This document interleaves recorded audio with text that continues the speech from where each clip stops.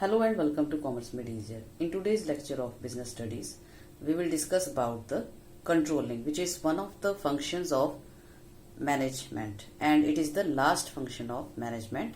इसको हिंदी में नियंत्रण कहा जाता है। तो मैनेजमेंट के जो हमने पिछले वीडियोस देखे हैं उसमें हम बाकी फंक्शंस के बारे में ऑलरेडी डिस्कस कर चुके हैं, जिसमें हमारा प्लानिंग है, ऑर्गेनाइजिंग है, स्टाफिंग है, डायरेक्टिंग है और ये हमारा इसका लास्ट फंक्शन होता है कंट्रोलिंग, पांचवा फंक्शन जिसको हिंदी में हम नियंत्रण कहते हैं। उसके बारे में हम आज डिटेल में डिस्कशन करेंगे।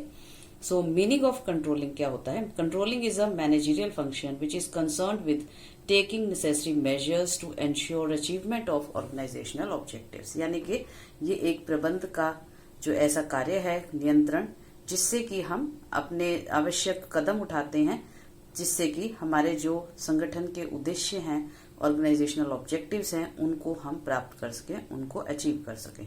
तो ये इसका सिंपल मीनिंग है कंट्रोलिंग का। एंड डेफिनेशन जो है वो है इसकी, control is the process of taking steps to bring actual results and desired results closer together.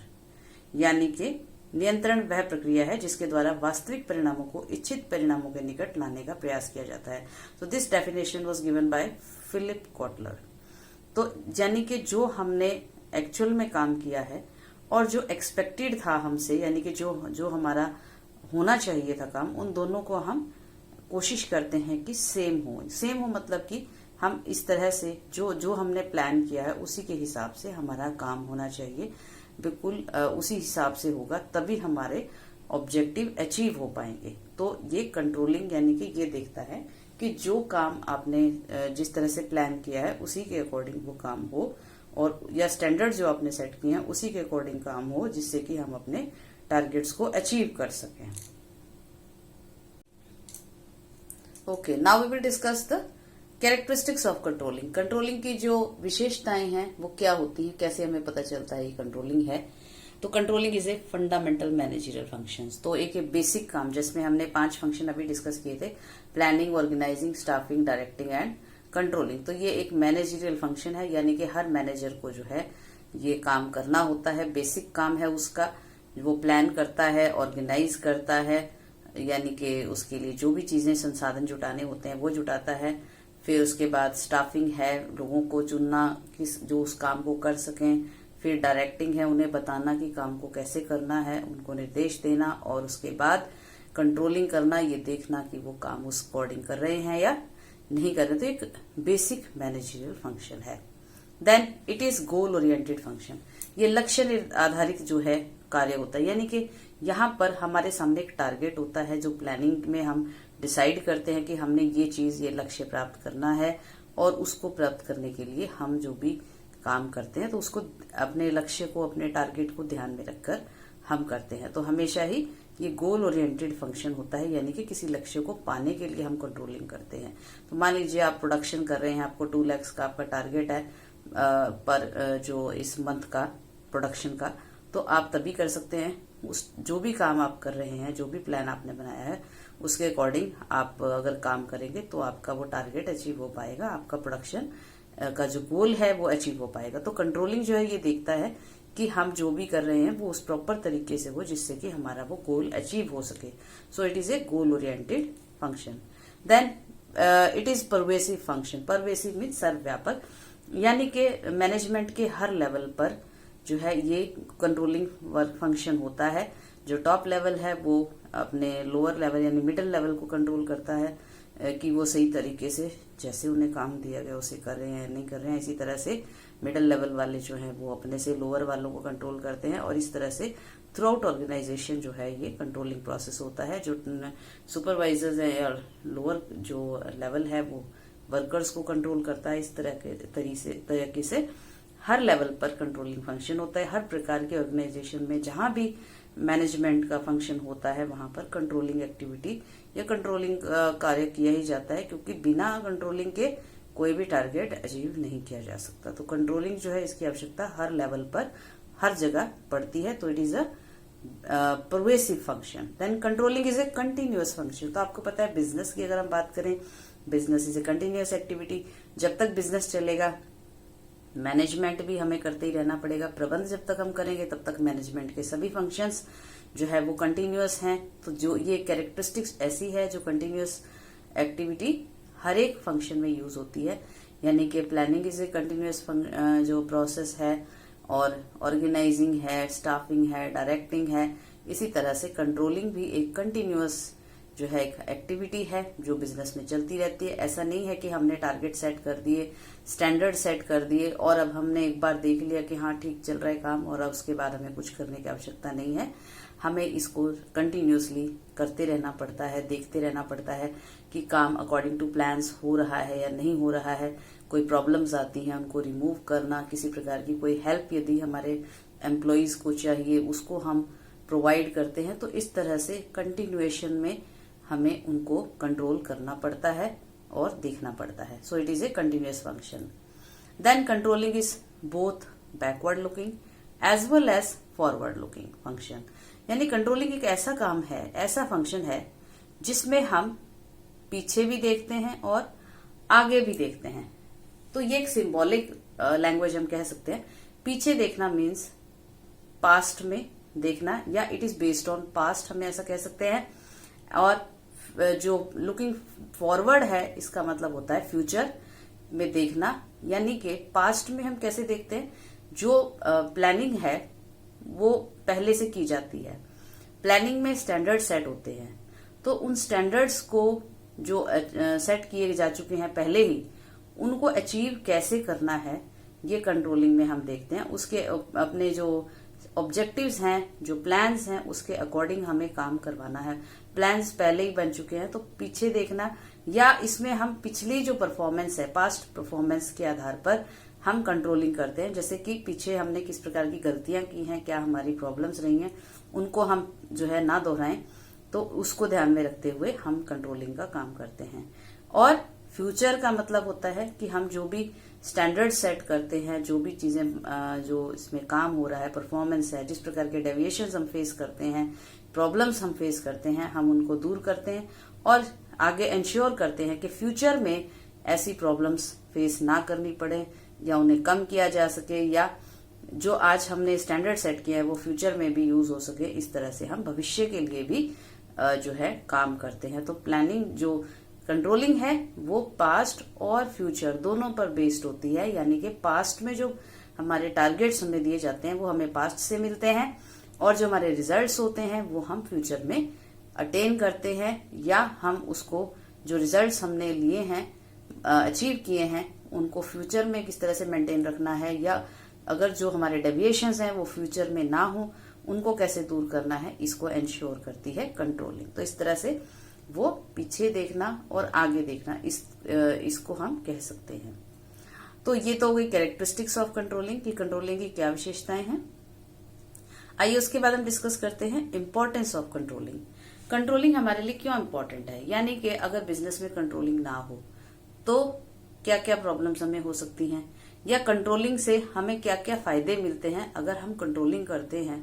मान लीजिए आपने प्लान बना लिया, बहुत अच्छा आपने प्लान बनाया है, लेकिन अगर उसको प्रॉपर इम्प्लीमेंट आपने नहीं किया, टाइम पे इम्प्लीमेंट नहीं किया, सही तरीके से इम्प्लीमेंट नहीं किया, तो उसका सक्सेस होना जो है डाउटफुल हो जाता है। तो उसके लिए जरूरी है कि कंट्रोलिंग सही तरीके से की जाए, कि आपका जिस तरह से आपने प्लान बनाया है काम भी उसी के अनुसार होना चाहिए, उसी के अकॉर्डिंग अगर लोग काम करते हैं, वैसे ही करते हैं जैसे आपने सोचा है, जिस तरह से आपने प्लान बनाया है, तो डेफिनेटली आपका जो ऑब्जेक्टिव है वो आप अचीव करेंगे। तो how controlling helps in the achievement of organizational goals. It helps in achieving the organizational goals. इसकी पहली ये इम्पोर्टेंस है कि ये संगठन के जो लक्ष्य हैं उनको प्राप्त करने में हमारी सहायता करती है, क्योंकि इसमें हम जो है एक इंश्योर करते हैं कि हर कोई उसी तरीके से काम करे जैसा हमने सोचा है, प्लान किया है। कोई भी जो है अगर प्रॉब्लम अगर आती है काम करने के दौरान या हमारे टारगेट को अचीव करने में, उसे तुरंत दूर किया जाता है और इस तरह से अपने टारगेट्स को या अपने लक्ष्यों को प्राप्त किया जाता है। Then controlling helps in making efficient use of resources. तो ऑर्गेनाइजेशन में जो रिसोर्सेज होते हैं, चाहे मैन है, मटेरियल है, मनी है, इन सब ये बहुत ही इनमें से कुछ स्केर्स रिसोर्सेज होते हैं जैसे कि मनी है, या हमारे और भी कुछ ऐसे रिसोर्सेज हो सकते हैं जिनका हमें कम पैसे में एक अच्छा काम जो है हम करना चाहते हैं या अपने रिसोर्सेज का 100% यूटिलाइजेशन करना चाहते हैं, तो वो कंट्रोलिंग इंश्योर करती है कि सही तरीके से जो है सभी संसाधनों का प्रयोग हो, कोई वेस्टेज ना हो। इसमें जो स्टैंडर्ड सेट होते हैं कि हर एक चीज का standardisation of standardisation of material, standardisation of method, standardisation of machinery और स्टैंडर्डाइजेशन ऑफ जो प्रोसीजर है, हर चीज का स्टैंडर्डाइजेशन होता है। प्रोडक्ट का भी इवन स्टैंडर्डाइजेशन होता है कि किस तरह का प्रोडक्ट हमें चाहिए, तो उसके हिसाब से ही हर चीजें होती हैं। तो बिल्कुल प्लान्ड वे में एकदम जो है बिल्कुल स्ट्रिक्ट वे में जो है हम अपने टारगेट्स को अचीव करते हैं, रिसोर्सेज का यूटिलाइजेशन करते हैं, जिससे उनकी वेस्टेज कम होती है और अच्छा प्रयोग हम कर पाते हैं अपने रिसोर्सेज का। Then it ensures order and discipline in the organisation. तो जो ऑर्डर है, व्यवस्था, एक प्रॉपर जो एक व्यवस्था है, हर चीज की एक निर्धारित जगह है। ये हमने प्रिंसिपल ऑफ ऑर्डर पढ़ा था हेनरी फ्योल के जो प्रिंसिपल्स हैं उसमें क्या होता है। तो ये जो कंट्रोलिंग है, नियंत्रण जो है, ये हर चीज को व्यवस्थित तरीके से जो यानी कि वर्क प्लेस पर ऑर्डर बनाए रखता है, व्यवस्था बनाए रखता है और डिसिप्लिन जो है वो वहां पर जो है डिसिप्लिन में काम किया जा सकता है। इस तरह का एनवायरनमेंट वहां पर बनता है। तो कंट्रोलिंग से हर काम उसी तरीके से होगा जिस तरीके से अपेक्षित है, जिस तरीके से हमने एक्सपेक्ट किया है कि काम होना चाहिए, और वो उसके लिए डिसिप्लिन होना बहुत जरूरी है। हर चीज अपनी निर्धारित जगह पर होनी जरूरी है।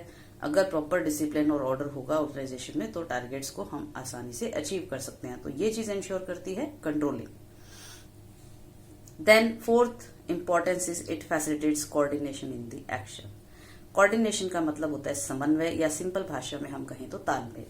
तो जो डिफरेंट टाइप की एक्टिविटीज होती हैं ऑर्गेनाइजेशन में, हर अलग अलग डिपार्टमेंट्स के अलग अलग फंक्शंस होते हैं, और जैसे मान लीजिए प्रोडक्शन है, कहीं फाइनेंस है, कहीं मार्केटिंग है, कहीं सेल्स है, कहीं रिसर्च है, तो सभी में कोऑर्डिनेशन होना बहुत जरूरी है। अलग अलग एक्टिविटीज है, हर आदमी का अपना एक काम होता है।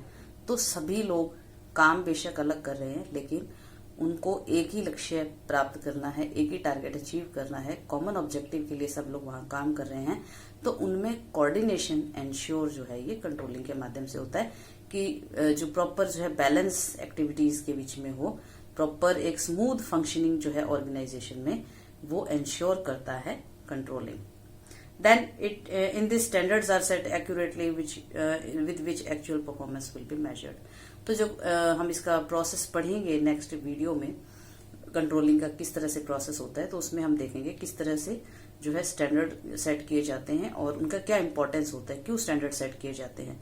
तो स्टैंडर्डाइजेशन जो होता है हर चीज का किया जाता है कंट्रोलिंग में, ताकि और स्टैंडर्ड्स जो है वो ऐसे ही नहीं कि अपनी मर्जी से हमने कोई भी स्टैंडर्ड मान लिया। स्टैंडर्ड्स को साइंटिफिकली जो चूजन मेथड्स हैं उनसे हम, या स्टैटिस्टिकल मेथड्स हैं उनसे हम जो है स्टैंडर्ड्स को सेट करते हैं। और जैसे मान लीजिए अगर हम स्टैंडर्डाइजेशन हमें करना है कि एक आदमी एक दिन में एवरेज कितने यूनिट्स प्रोड्यूस कर सकता है, एक टारगेट हमें रखना है कि हर आदमी को एक दिन में 50 यूनिट मान लीजिए हमने कहा कि बनाने हैं, तो वो 50 यूनिट हमने कैसे डिसाइड किया, ऐसे ही अपनी मर्जी से कर लिया या कोई एक साइंटिफिक तरीका है।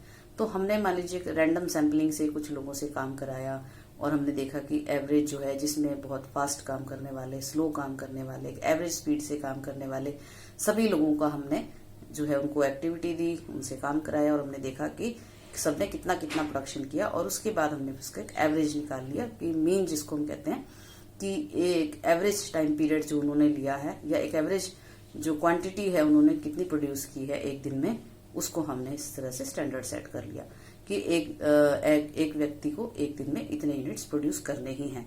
तो इस तरह से हर चीज का स्टैंडर्डाइजेशन जो है हम करते हैं और साइंटिफिक तरीकों से यूज करते हुए करते हैं। तो इससे हम, अगर स्टैंडर्ड्स को साइंटिफिकली सेट किया जाता है तो उससे हम आसानी से अपनी जो परफॉर्मेंस है उसको मेजर कर सकते हैं। तो हर दिन जो भी व्यक्ति कुछ भी प्रोडक्ट्स प्रोड्यूस करेगा, हम उससे देख सकते हैं कि अगर किसी ने 50 से बिलो किए हैं, किसी ने 30 किए हैं, तो उसने 20 कम किए हैं, उसका कारण क्या है वो हम पता लगाएंगे, क्यों वो प्रोड्यूस नहीं कर पाया है 50 यूनिट्स तक, या किसी ने ज्यादा किए हैं या किसी ने पूरे 50 ही किए हैं। तो इस तरह से हम स्टैंडर्ड्स के साथ एक्चुअल परफॉर्मेंस को नाप कर मेजर करके देख सकते हैं कि व्यक्ति ने अच्छा काम किया है या खराब किया है, या इसकी परफॉर्मेंस पुअर है इसमें इम्प्रूवमेंट की आवश्यकता है।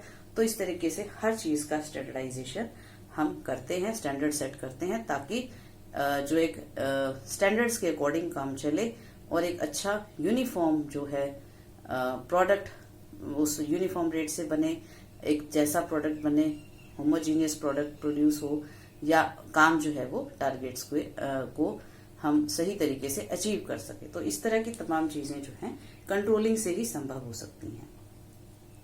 तो आज के वीडियो में इतना ही। आज हमने डिस्कस किया है meaning of controlling and definition of controlling, characteristics of controlling and importance of controlling. तो कंट्रोलिंग बेसिकली बेशक लास्ट फंक्शन है मैनेजरियल एक्टिविटी का, लेकिन ये बहुत ही इंपॉर्टेंट है।